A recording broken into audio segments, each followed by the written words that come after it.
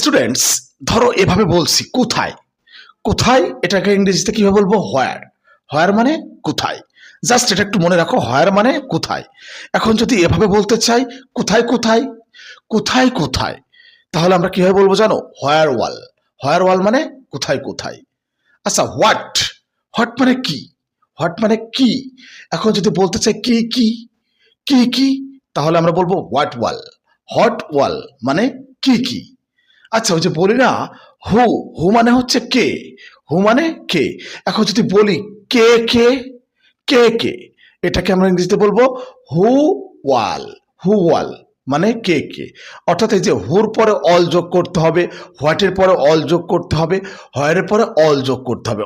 All যোগ করলেই কি কি, কে কে, কোথায় কোথায় এরকম অর্থ প্রকাশ করে। আমার মনে হয় বুঝতে পেরেছো। অর্থাৎ what wall, who wall, where wall. Just এভাবে তোমরা একটু প্র্যাকটিস করো এবং ভিডিওটি একটু মনোযোগ দিয়ে দেখো, তাহলে খুব সহজে বুঝতে পারবে।